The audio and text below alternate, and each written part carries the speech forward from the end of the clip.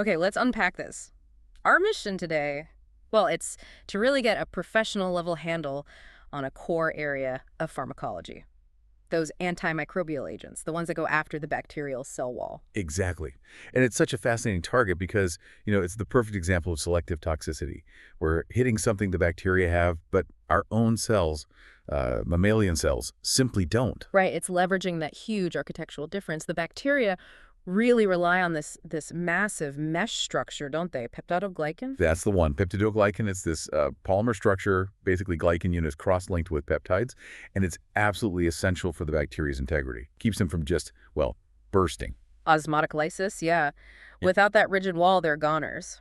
But there's a really critical point here for anyone wanting mastery in this field, isn't there? These drugs aren't just passive killers. Absolutely not. That's key. Cell wall inhibitors, they need the bacteria to be actively growing, actively building new walls. If the bugs are just sitting there, dormant, these drugs don't really have much to attack. So they interfere with the construction process itself. Precisely. They mess up the building process. And that's why these drugs, like the penicillins we'll get into, they have what we call time-dependent killing. You need the drug level to stay above a certain point in the MIC for long enough to catch the bacteria while they're trying to multiply. Got it. Essential context. Okay, let's lay down the blueprint then, starting with the originals, the penicillins, the foundation. What's the core structure we need to visualize? Right. The core is the 6-aminopenicillinic acid residue. And within that, you've got two key rings. The most famous one, the critical one, is that 4-membered ring called the beta-lactam ring. That sounds unstable. It is. Chemically speaking, it's strained. That's its power, but also its weakness, as we'll see. That beta-lactam ring is fused to a 5-membered thiazolidine ring. But the real clinical magic, the part that dictates everything else, is the R-side chain attached to this core structure. It's amazing, isn't it? Just that one chemical group, the R group, determines so much. Everything. Yeah. It dictates the drug's antibacterial spectrum, which bacteria it can actually kill. It determines if it survives stomach acid, whether it might cross-react with other related drugs causing allergies, and critically, its vulnerability to bacterial defense enzymes, the beta-lactamases. So one tweak there changes the whole game. Let's move from structure to how they actually work. How does a penicillin molecule kill a bacterium? You mentioned it mimics something. Yeah, it's molecular mimicry, pure and simple. It happens during the very last step of building that peptidoglycan wall. This step is called transpeptidation. Transpeptidation. Okay. Think of it like welding. It's where the short peptide chains that stick out from the glycan strands get linked together, cross-linked, to make the wall strong and rigid. The penicillin molecule looks almost exactly like the very end piece of the peptide strand that the bacterial enzyme is supposed to grab onto. Ah, so the enzyme gets tricked. It binds the penicillin instead of the building block. Must be a tight fit, a good mimic. It's a very effective mimic. These bacterial enzymes are known collectively as penicillin-binding proteins, or PBPs. They are the transpeptidases. So when the PBP encounters the penicillin, that strained beta-lactam ring we talked about. The unstable one. Exactly. It basically snaps open like a chemical trap, and it forms a permanent covalent bond with the active site of the PBP enzyme. So it jams the enzyme permanently, like putting super glue in a lock. That's a great analogy. It completely and irreversibly inhibits the transpeptidase enzyme. No more cross-linking. And the consequence is the wall can't be properly maintained or built. It gets weak. Right. The cell can't handle the osmotic pressure anymore, and boom, it leaves as it dies. Yeah. Which confirms why it's bactericidal it actively kills and time-dependent, because you need that sustained inhibition while the bacteria are trying to build. Makes sense. So the next logical question is, which bacteria can it kill? The spectrum. You said that depends on getting to the PBPs. Yes, exactly. Access is everything. The PBPs are located in what's called the periplasmic space. Now, in gram-positive bacteria, that space is relatively easy to get to just outside the main cell membrane, within that thick peptidoglycan layer. So for gram-positives, if they don't have a specific resistance mechanism, the penicillin can usually get to the PBPs fairly easily. Generally, yes. The drug size, charge, hydrophobicity, these factors play a role, but the main barrier isn't as complex. But then you look at gram-negative bacteria. Ah, the double membrane challenge. Right. They have that extra outer membrane made of lipopolysaccharide. It's a formidable barrier, especially to water-soluble drugs like most penicillins. They can't just diffuse across. So how do they get in? They have to go through specific channels, like tiny water-filled tunnels called porins. The penicillin has to have the right size, charge, and shape to fit through these porins to reach the PBPs waiting in the periplasmic space between the inner and outer membranes. And if the bacteria mess with those porins, Mhm. mutate them, or just make fewer of them. Then the drug is locked out. It can't reach its target. That's a major way gram-negatives resist these drugs. Okay, let's get into the specific types of penicillins. It helps to classify them, right? Based on what they can do. Starting with the originals, the natural penicillins, penicillin G and penicillin V. Yep, the OGs. These came straight from fermenting the mold Penicillium chrysogenum. Penicillin G, also called benzyl penicillin, is the parenteral one given by injection. It's still very potent against many bacteria if they don't produce beta-lactamase. Like, what kind of bacteria are we talking about? Think Streptococci, group A, B, C, G strep are often still susceptible. Also, crucial anaerobes like Clostridium perfringens, the nasty bug that causes gas gangrene, and remarkably, Treponema pallidum. The syphilis bacterium. And Pen G is still the go-to for that, isn't it? That seems incredible given how old it is. It really is. Penicillin G remains the drug of choice for syphilis. Often, a single dose of a long-acting form can be curative, and resistance in T. pallidum to Pen G is practically non-existent, historically speaking. It's quite amazing. What about penicillin V, the oral one? Right, Pen V is more acid stable, so it can be taken by mouth. But there's a trade-off. Penicillin G is actually significantly more potent, maybe 5 to 10 times more, against bugs like Neisseria species and some anaerobes compared to Pen V. And Pen G isn't stable in stomach acid? Correct, it gets degraded. So for serious systemic infections needing high levels, you have to use parenteral Pen G. Pen V, being oral but having, frankly, pretty limited absorption, is usually just for milder infections like strep throat. Okay, moving on. The next big step was chemically modifying penicillin to broaden its reach, right? The semisynthetic or extended spectrum penicillins, ampicillin and amoxicillin. Exactly. This was the first major leap. By tweaking that R-side chain, chemists made molecules that were better at getting through the porins of some gram-negative bacteria. Expanding the kill list. Yep. Suddenly, they had activity against things like Haemophilus influenza, E. coli, Proteus mirabilis bugs the natural penicillins couldn't reliably touch. Are there specific bugs where these are still top choices? Definitely. Ampicillin specifically is still the drug of choice for Listeria monocytogenes, a tricky gram-positive rod. It's also key for susceptible strains of Enterococcus. And amoxicillin. We see that one a lot. Amoxicillin is known for being really well absorbed orally, much better than ampicillin, and it's quite acid stable. So it's great for outpatient use and famously used for prophylaxis, like preventing bacterial endocarditis in certain patients before dental procedures. But there's a catch with these too, isn't there? Resistance popped up quickly. Oh yeah. Their big weakness is that they're very susceptible to being destroyed by beta-lactamase enzymes. Many staph strains, and increasingly gram-negatives, learn to make these enzymes. Which is why we almost always see them paired with something else now. Exactly. You usually see amoxicillin combined with clavulanic acid or ampicillin with sulbactam. These add-on drugs are beta-lactamase inhibitors. They don't kill bacteria themselves much, but they protect the penicillin partner by sacrificing themselves to the enzyme. So the combo drug can then work against bacteria that would otherwise resist it, like MSSA, methicillin-susceptible Staph aureus. Precisely. It restores the activity against many penicillinase producers. Okay, that brings us neatly to the class designed specifically to beat those penicillinase enzymes from staph, the anti-staphylococcal penicillins, like nafcillin, oxacillin, dicloxacillin. Right. Their R group is chemically designed to be bulky. Think of it as a shield. It physically gets in the way, preventing the common staphylococcal penicillinase enzyme from reaching and destroying the crucial beta-lactam ring. So their job is very specific. Very specific. Their use is restricted almost entirely to treating infections caused by penicillinase-producing Staphylococcus aureus, what we call MSSA. They have very little useful activity against gram-negatives or other types of bacteria.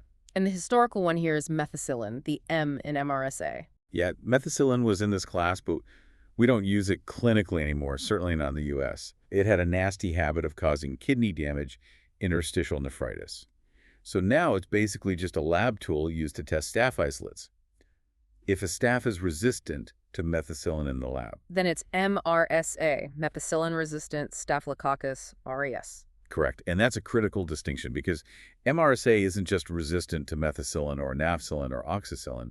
It's usually resistant to most, if not all, beta-lactam antibiotics because of a fundamental change in its target, which we'll get to. Okay, one more penicillin subclass, the anti-pseudomonal penicillins, Yeah. the main one being piperacillin. Right. This one has an even more specialized R group, designed specifically to help it penetrate the outer membrane of a particularly tough gram-negative bug. Pseudomonas aeruginosa. Pseudomonas is a big deal in hospitals, causes nasty infections. It is, and it's notoriously resistant. So piperacillin, while having that anti-pseudomonal activity, is also susceptible to many beta-lactamases. That's why you almost never see it used alone clinically. It's always paired with tazobactam, right? Piptazo. Always. Piperacillin tazobactam. Tazobactam is another beta-lactamase inhibitor, like clavulanic acid. The combination gives you not only the Pseudomonas coverage from piperacillin, but also broad coverage against many other gram-negatives, including those that produce beta-lactamases, like many Enterobacteriaceae, and important anaerobes like bacteroids. It's a real workhorse for serious, complicated infections. Okay, that covers the penicillin family tree. But you mentioned resistance mechanisms. We need to dive deeper into how bacteria fight back. You said 3 main pillars. Yes, 3 fundamental strategies bacteria use to defeat beta-lactams. Pillar number 1, and arguably the most common and problematic, is beta-lactamase production. The enzyme defense, just chewing up the antibiotic. Exactly. These enzymes specifically target that vulnerable beta-lactam ring and hydrolyze it, break it open with water, rendering the antibiotic completely inactive. And these enzymes are everywhere. Pretty much. And they're diverse. Some are very specific, only hitting certain penicillins, others are broader. Critically, the genes coding for these enzymes are often located on mobile genetic elements, like plasmids. Meaning they can spread easily between bacteria? That's the scary part. Resistance can jump from one bacterium to another, even across different species, really accelerating the spread of resistance. And how they deploy the enzyme differs too. Gram-positives, like staph, often just secrete floods of the enzyme out into the environment. To destroy the drug before it even gets close. Right, whereas gram-negatives tend to keep their beta-lactamases tucked away in that periplasmic space. So the drug gets through the outer membrane porin only to be ambushed and inactivated right there before it reaches the PBP target on the inner membrane. Clever. It is. Okay, pillar 2 is about access denial. Decreased permeability. This is the gram-negative specialty again, right? Messing with the porins. Primarily, yes. If the bacteria mutate their porin channels, make them narrower, or simply produce fewer of them, the drug physically can't get inside the periplasmic space in sufficient quantities to work. Pseudomonas aeruginosa is a master of this. And there's another way they keep drugs out. Efflux pumps. Yes. Think of these as sump pumps. Bacteria, especially gram-negatives like Klebsiella pneumonia, can install active transport pumps in their membranes. These pumps recognize the antibiotic as it enters and immediately pump it right back out. So even if it gets in, it doesn't stay long enough to do damage. Exactly. It keeps the intracellular concentration too low. Okay, pillar 3. This one is arguably the most difficult to overcome. Altered PBPs, target modification. So changing the lock itself, not just blocking the key or breaking the key? Precisely. The bacterium modifies the structure of its penicillin-binding proteins, the very enzymes the antibiotic is supposed to target. And this is the MRSA trick. This is the signature mechanism of MRSA. These strains acquired a gene, often called MECA, which goes for a new altered PBP, usually called PBP2A. This PBP2A can still do its job building the cell wall, but its structure is changed just enough that it has a very, very low affinity, a low stickiness for most beta-lactam antibiotics. So the drugs just can't bind effectively enough to inhibit it. Right. You'd need astronomically high concentrations of the drug, levels you could never safely achieve in a patient, to have any hope of inhibiting that altered PBP. That's why MRSA is resistant to almost all beta-lactams. The target itself has changed. Wow. Okay, those 3 pillars, enzymes, permeability, target change, really explain a lot. Let's switch gears to practicalities. How do we actually use these drugs? Pharmacokinetics and administration. Rote matters. Absolutely. It starts with acid stability. If the drug survives stomach acid well, like amoxicillin or penicillin V or decloxacillin, you have an oral option. That's great for outpatient therapy, less severe infections. But if it's acid labile like penicillin G, or if you need really high reliable levels quickly for a serious infection, then you have to go parenteral, usually intravenous, IV. That's where you see drugs like piperacillin tazobactam, nafcillin, oxacillin, ampicillin, sulbactam being used. Bypasses the gut entirely. And then there are those special long-acting forms, the depot injections. Right, procaine, penicillin G, and especially benzathine penicillin G. You inject these intramuscularly, IM.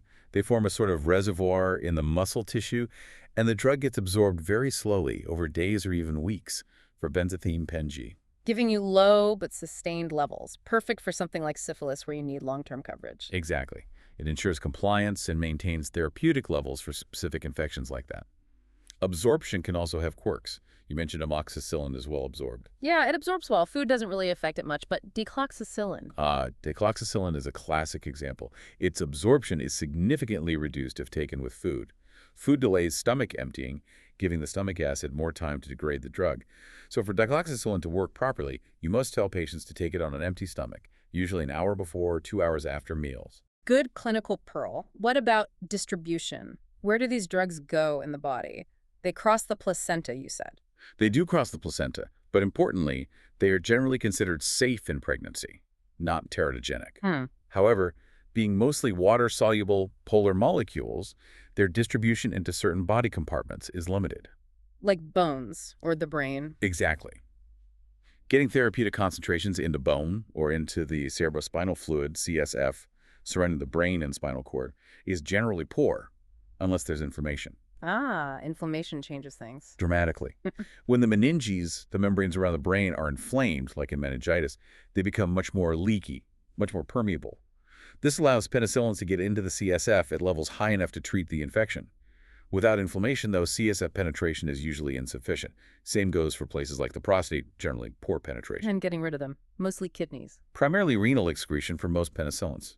This involves both filtering at the glomerulus and active secretion into the tubules. Metabolism by the body itself is usually minimal. Usually. Are there exceptions we need to know?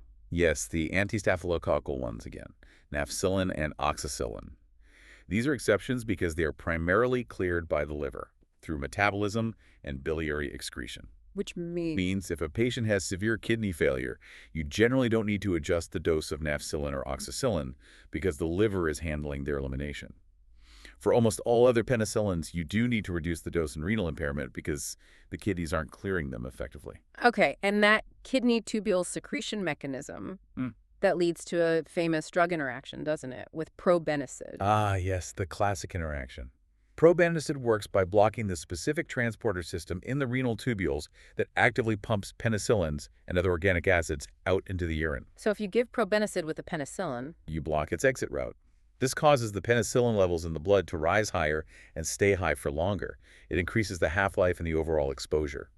Historically, this was sometimes used intentionally to boost penicillin levels, especially when high doses were hard to achieve. interesting. Finally, for penicillins, the downsides, adverse reactions. Allergy is the big one, right? This is definitely the most common concern. Maybe up to 10% of people report some kind of penicillin allergy. The reactions can range wildly, from a simple delayed skin rash to immediate, life-threatening anaphylaxis with throat swelling and shock, or severe skin reactions like Stevens-Johnson syndrome. And if you're allergic to one penicillin, are you allergic to all of them? Or related drugs? That's the tricky question of cross-reactivity.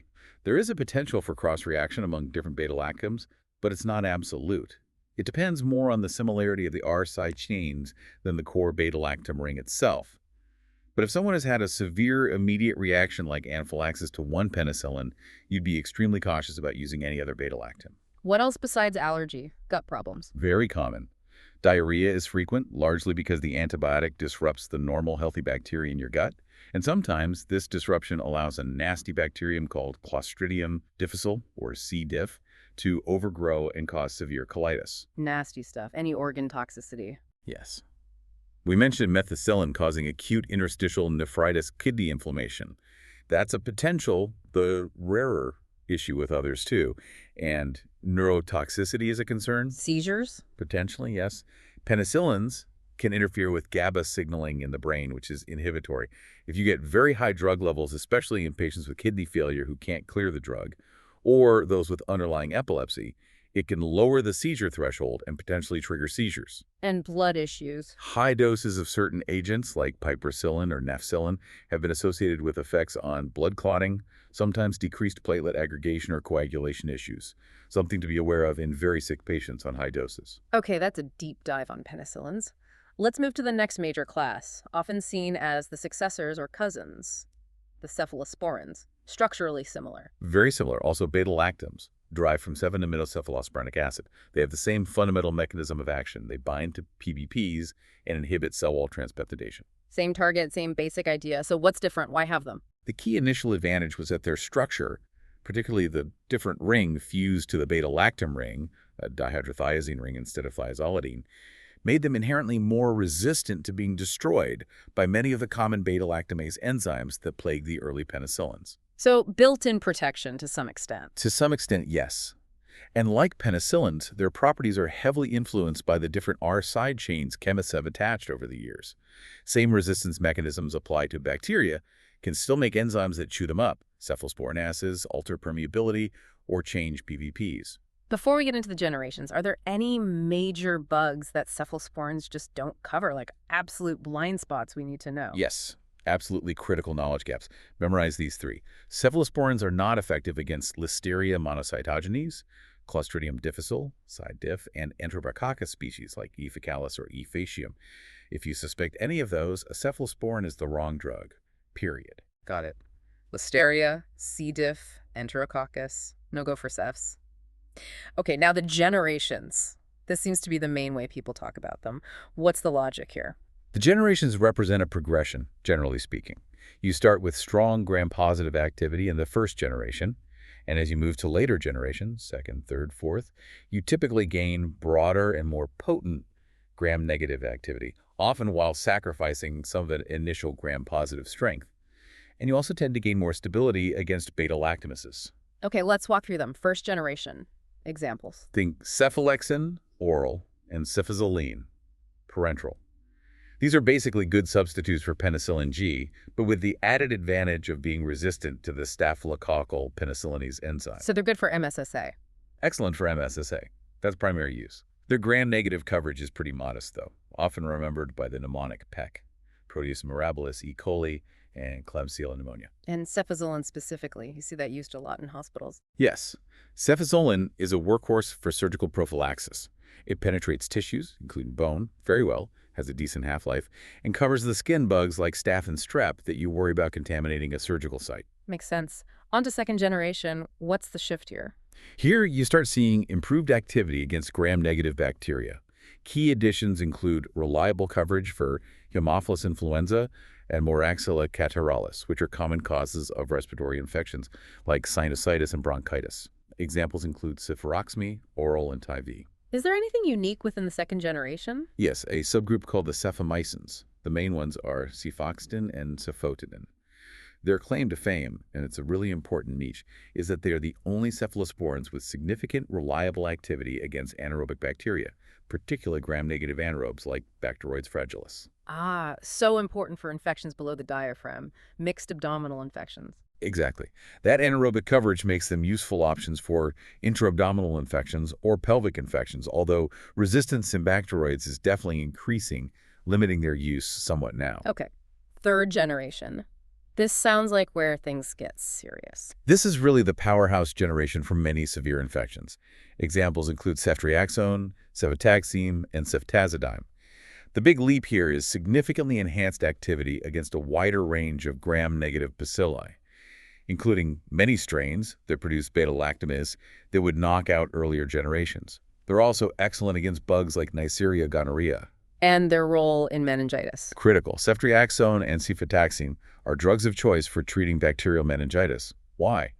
Because they penetrate the CSF exceptionally well, achieving therapeutic concentrations even if the meningeal inflammation isn't profound. That's a major advantage over most penicillins. Is there specialization within the third gen, like for Pseudomonas? Yes.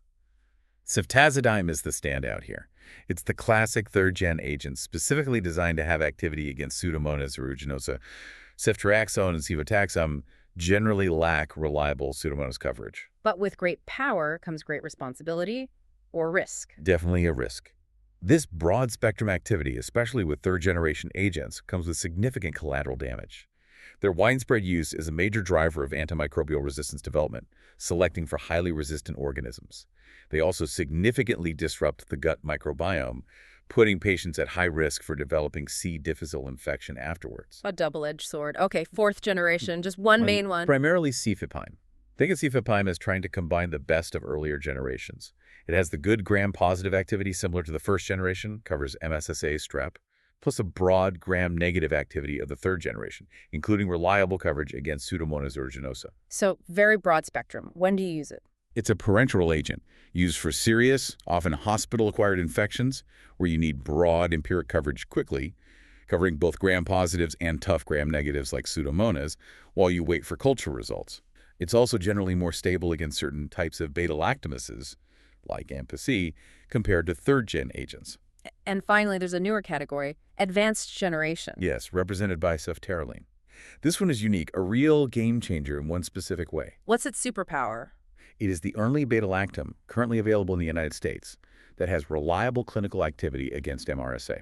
Whoa, how does it do that? I thought MRSA changed its PBT target. It did, but cephalosporin's unique structure allows it to bind effectively even to that altered PBP2A that confers methicillin resistance. It's a major breakthrough. So where is cephalosporin used? Its main indications are for complicated skin and soft tissue infections, CSSTI, where MRSA is suspected or confirmed, and for community-acquired pneumonia, CAP. Does it cover everything else too? Is it like cephalosporin plus MRSA coverage? No. That's the crucial part to remember. While it gains MRSA, it loses some breadth elsewhere. Cephalosporin notably lacks activity against Pseudomonas aeruginosa. It also doesn't reliably cover ESBL-producing gram-negatives or Acinetobacter. So you gain MRSA, but you have significant gram-negative gaps compared to cephalosporin or piptazo. You have to know both its strength and its weaknesses. Fascinating trade-offs. What about pharmacokinetics for cephalosporins generally? Similar to penicillins? Mostly similar. Elimination is primarily via the kidneys, so dose adjustments are usually needed for patients with renal dysfunction. CSF penetration varies generally poor, except for those key third-gen agents like ceftriaxone and cefotaxime. Any exceptions to renal elimination? Yeah, the big one is ceftriaxone. Uniquely among the commonly used cephalosporins, it's largely eliminated via the bile into the feces. This is clinically very useful because it means you generally don't need to adjust the dose of ceftriaxone, even in patients with severe kidney failure. That's a huge advantage. And the cross-allergy issue. If someone is penicillin allergic, can they get a cephalosporin? This is a common clinical question. The historical fear was high cross-reactivity due to the shared beta-lactam ring. However, current understanding is that the actual risk of a true cross-reaction in someone with a penicillin allergy is quite low, probably in the range of 3–5%, maybe even lower with later generations. And depends on the side chain again. Exactly. The risk seems to be driven by similarity in the R side chains, not the core ring structure. The first-generation cephalosporins tend to have side chains more similar to penicillins, so the risk might be slightly higher with them. But for someone with a history of anaphylaxis to penicillin, most guidelines would still advise avoiding cephalosporins if possible, or using extreme caution, maybe skin testing if available. Aztreonam M would be a safer choice for gram-negative coverage in that specific scenario. Right, that makes sense. Okay, let's push into the even heavier hitters, the advanced beta-lactams, starting with the carbapenems. These sound serious. They are. Imipenem, meropenem, durvalumab, ertapenem. Think of these as the broadest spectrum antibiotics we have among the beta-lactams. They're often reserved for severe, complicated hospital-acquired infections, especially when you suspect multi-drug-resistant organisms. What makes them so broad and powerful? Structure again. Yes, the key structural difference is that the sulfur atom in the five-membered ring, the thiazolidine ring in penicillins, is replaced by a carbon atom. This subtle change makes the molecule exceptionally stable and resistant to hydrolysis by the vast majority of beta-lactamase enzymes, including many that destroy penicillins and cephalosporins, like ESBLs and AMP-C. So they bypass many common resistance mechanisms. What's their spectrum like? Extremely broad. They generally cover beta-lactamase-producing gram-positives, like MSSA, though not MRSA, a wide range of gram-negative bacteria, including nasty ones like Pseudomonas aeruginosa and also anaerobic bacteria. They're great for empiric therapy when you need to cover all the bases. You mentioned Pseudomonas. Do they all cover it? Almost all. There's one crucial exception you absolutely must know. Ertapenem. Ertapenem is the narrower carbapenem. It does not provide reliable coverage against Pseudomonas aeruginosa, Acinetobacter species, or Enterococcus species. So ertapenem has specific gaps. Why use it then? Because it still covers most enterobacteriaceae, like E. coli, Klebsiella, and anaerobes very well, and it has the convenience of once-daily dosing. So it's often used for severe community-acquired infections, like complicated intra-abdominal infections or moderate hospital infections where Pseudomonas, Acinetobacter, or Enterococcus are less likely to be the culprits. Using ertapenem helps spare the broader carbapenems like meropenem for situations where you really need that Pseudomonas coverage, helping to slow resistance development. Smart stewardship. Now, imipenem has a special requirement, doesn't it? Something about being broken down. Yes, imipenem alone gets rapidly inactivated in the kidneys by a specific enzyme called renal dehydropeptidase site. To prevent this breakdown and ensure the drug works, imipenem is always formulated and administered together with cilastatin. And cilastatin is? Cilastatin is simply an inhibitor of that dehydropeptidase enzyme.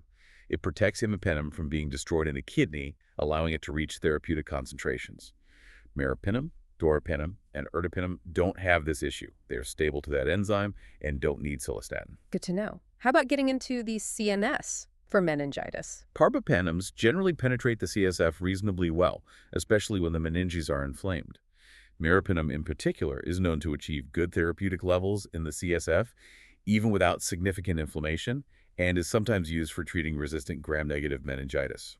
Any major side effects? Seizures seem to be a theme with beta-lactams at high doses. Yes, seizures are a potential risk with carbapenems, particularly imipenem. High drug levels, underlying CNS problems, or impaired kidney function leading to drug accumulation increase the risk. Meropenem and doripenem are generally thought to have a lower seizure potential than imipenem. And penicillin allergy. Can you use a carbapenem? The cross-reactivity risk between penicillins and carbapenems is considered very low, probably less than 1%. So in many cases, even with a history of penicillin allergy, unless it was severe anaphylaxis, carbapenems might be considered, often after careful evaluation. Okay. Next, a really unique beta-lactam, the monobactams. Only one main example, right? Aztreonam. That's right. Aztreonam is structurally distinct. Its name gives it away. Monobactam.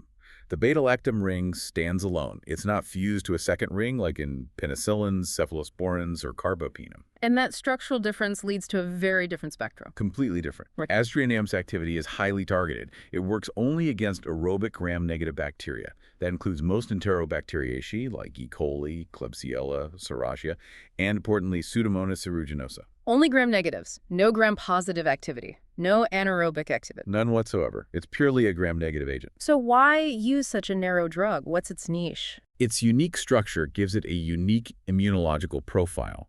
Because it lacks that second fused ring, it has very little structural resemblance to other beta-lactams in terms of how the immune system might see it. All right. This means there is virtually no cross-reactivity with penicillin or cephalosporin allergies.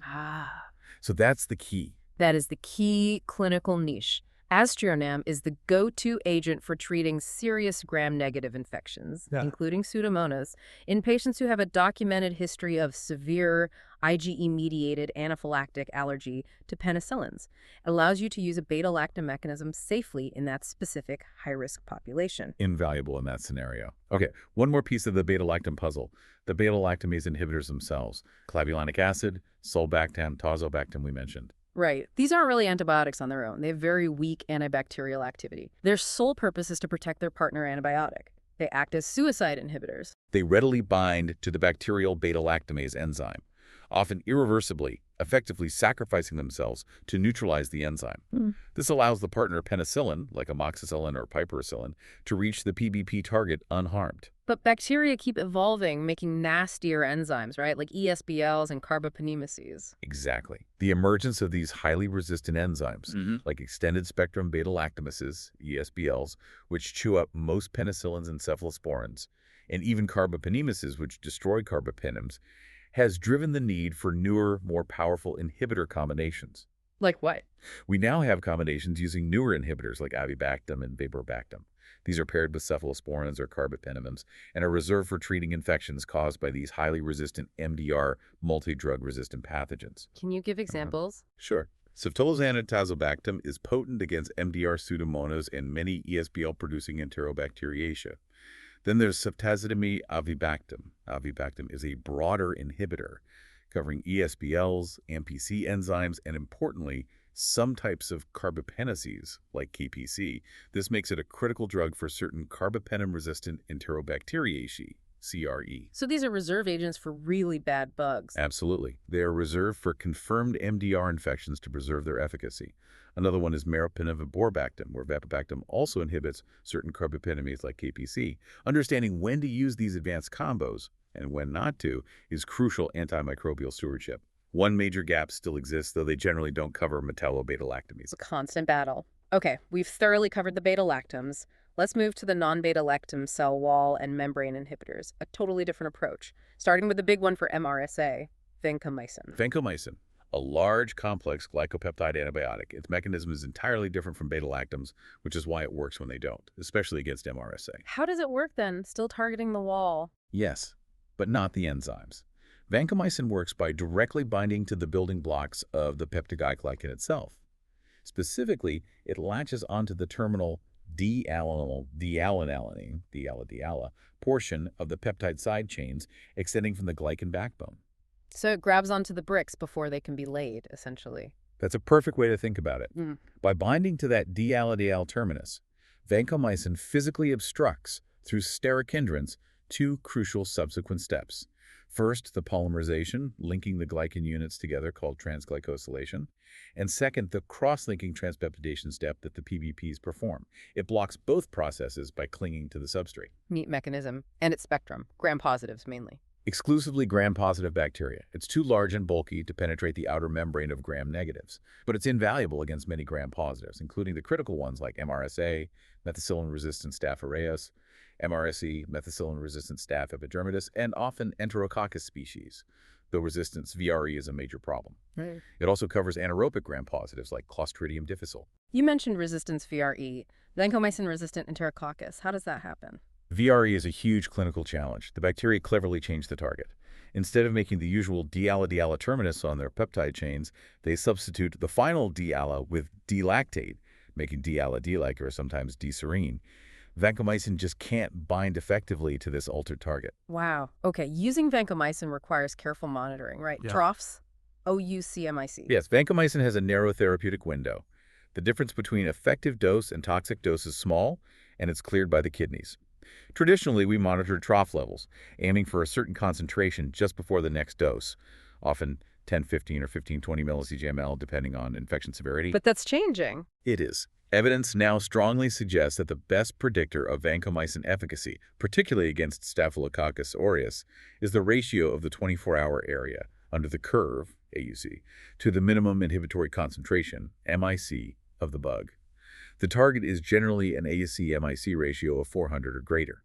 Many institutions are moving towards AUC-guided dosing instead of just trough monitoring, as it seems to optimize efficacy and potentially reduce toxicity. Makes sense. Now, a really weird pharmacokinetic point about vancomycin. Oral versus IV. Absolutely critical distinction. Vancomycin is a large molecule and has virtually zero oral absorption. If you give it IV, it treats systemic infections. If you give it orally, It stays in the gut. exactly. It stays entirely within the gastrointestinal tract. This makes oral vancomycin completely useless for treating any infection outside the gut. However, this property is exploited for one specific indication, treating Clostridium difficile colitis. The oral drug stays in the colon where the C. disinfection is and kills it locally without getting absorbed systemically. So oral vanc only for C. diff, IV vanc for systemic MRSA, etc. Got it. Downsides. Toxicity. Yes, several concerns. Nephrotoxicity, kidney damage, is a major one, hence the need for monitoring levels and kidney function. Ototoxicity, hearing loss or balance problems, can also occur, especially with high levels or prolonged use or co-administration with other ototoxic drugs. And the famous red man syndrome. Ah, yes. Red man syndrome isn't a true allergy, but an infusion-related reaction. If you infuse vancomycin too quickly, it can cause widespread histamine release, leading to flushing, itching, and redness, mainly on the face, neck, and upper torso. The key is to slow the infusion rate way down. Phlebitis, irritation at the IV site, is also common. Okay. What about drugs related to vancomycin, lipoglycopeptides, telavancin, oritavancin, dalbavancin? These are like enhanced vancomycins. They take the basic glycopeptide structure and add a lipid fatty tail. This tail does a couple of things. Like what? First, the lipid tail helps anchor the drug to the bacterial cell membrane, increasing its concentration near the site of action and enhancing its binding to the D-ala target. Second, for telavancin and oritavancin, that lipid tail gives them an additional mechanism. They can insert into the bacterial cell membrane and disrupt its electrical potential, causing depolarization and leakage. So two mechanisms, cell wall inhibition plus membrane disruption. For telavancin and ordovancin, yes. This often makes them more rapidly bactericidal and potentially active against some strains that have developed low-level resistance to vancomycin, like Visa vancomycin intermediate Staph aureus. And they have really long half-lives. Some of them do, spectacularly long. Ordovancin and dalbavancin have half-lives measured in hundreds of hours, like 10-14 days. This allows for incredible dosing convenience. You can treat certain infections, like acute bacterial skin and skin structure infections, ABSSI, with just a single IV dose. Wow, one dose for a whole course of therapy. But there must be downsides too, safety concerns. Yes, convenience comes with caveats. Telavancin has a boxed warning regarding increased mortality in certain pneumonia patients compared to vancomycin, and also carries a risk of fetal harm, means pregnancy testing beforehand, and QTC interval prolongation, risk of arrhythmia. Nephrotoxicity is also a concern, similar to vancomycin. And the lab interference. Right. Both telavancin and ordovancin can interfere with certain laboratory tests for blood coagulation, like PTINR, APTT, falsely elevating them. It's crucial to inform the lab if a patient is on these drugs to avoid misinterpretation of clotting status. Dalbavancin generally has fewer of these specific issues, but still requires caution. Okay, shifting gears again. Fosfomycin. Unique structure, unique mechanism. Very unique all around. It's a small phosphonic acid derivative. It also inhibits cell wall synthesis, but way earlier in the process than beta-lactams or vancomycin. It blocks an enzyme called enolpyruvyl transferase, DURA, which is involved in making the very basic building blocks of peptidoglycan. Early step, unique mechanism. Low cross-resistance. Exactly. Because it hits a different early target, there's generally little cross-resistance with other antibiotic classes. Where do we use fosfomycin? Its main niche is for treating uncomplicated urinary tract infections, UTIs, particularly those caused by E. coli or Enterococcus faecalis. It's often given as a single large oral dose. One dose for a UTI, how does that work? It's excreted unchanged in the urine and achieves incredibly high concentrations there, which persists for several days after just that single dose. So it effectively sterilizes the urine over time. Very convenient. Okay. Next up, daptomycin. Also sounds different. Lipopeptide. Yes, daptomycin is a cyclic lipopeptide. Its mechanism is completely different from cell wall synthesis inhibitors. It targets the bacterial cell membrane. The membrane itself. How? It inserts itself into the cell membrane of gram-positive bacteria in a process that requires calcium ions. Once embedded, it aggregates and forms channels or pores through the membrane. Punching holes in it? Effectively, yes.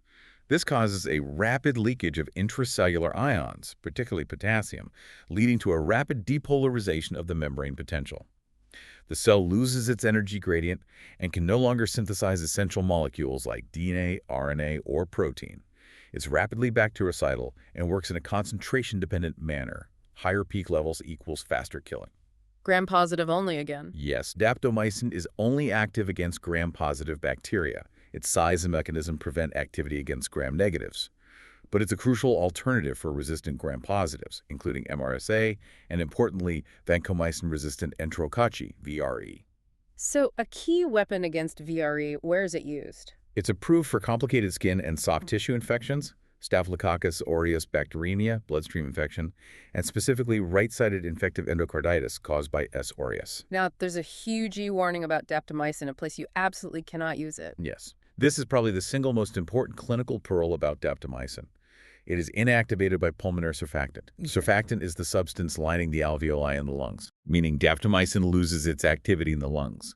Therefore, it should never be used to treat pneumonia. It simply won't work there.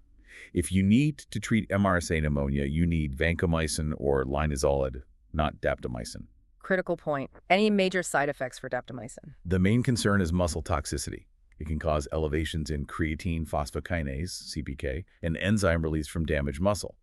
This can manifest as muscle pain, myalgias, and in rare cases progress to rhabdomyolysis, severe muscle breakdown. So you need to monitor CPK levels? Yes, baseline and weekly monitoring is recommended. And because statin drugs used for cholesterol also carry a risk of myopathy, it's often recommended to temporarily hold statin therapy while the patient is on daptomycin to minimize the combined risk of muscle injury. Makes sense. Okay, last group, the polymyxins. Colistin and polymyxin B. These sound old school and maybe a bit scary. They are relatively old, and yes, they carry significant toxicity risks, which is why they are considered drugs of last resort. They are large cationic polypeptides. Cationic, positively charged. Yes. And the outer membrane of gram-negative bacteria is rich in negatively charged lipopolysaccharide, LPS. So the positively charged polymyxins are electrostatically attracted to the gram-negative outer membrane. What happens when they bind? They act like detergents. They insert into the bacterial membranes, both outer and inner, and disrupt the structure of the phospholipids, increasing membrane permeability. This causes leakage of essential intracellular contents, leading to cell death. They are concentration-dependent bactericidal agents, Gram-negative only, then. primarily active against gram-negative bacteria due to that interaction with LPS. They are important because they often retain activity against highly resistant gram-negatives, like Pseudomonas aeruginosa, Acinetobacter baumannii, and Klebsiella pneumonia, especially carbapenem-resistant strains, when almost nothing else works. However, some gram-negatives like Proteus and Serratia are intrinsically resistant. So salvage therapy, when everything else has failed. Exactly. They are reserved as salvage therapy for serious infections caused by multi-drug-resistant gram-negative pathogens because of their significant toxicity profile. What are the main toxicities? Two major ones. Nephrotoxicity is very common and can be severe, requiring careful dose adjustment and monitoring of kidney function. And neurotoxicity can also occur, manifesting as dizziness, tingling or numbness, paresthesias, especially around the mouth, muscle weakness, or even respiratory paralysis in severe cases. Their use really requires careful risk-benefit assessment. A true last line of defense. Wow, we've covered a huge amount of ground. From the subtle differences in penicillin side chains to these membrane-disrupting detergents. It's an incredible journey through chemical ingenuity and bacterial defense.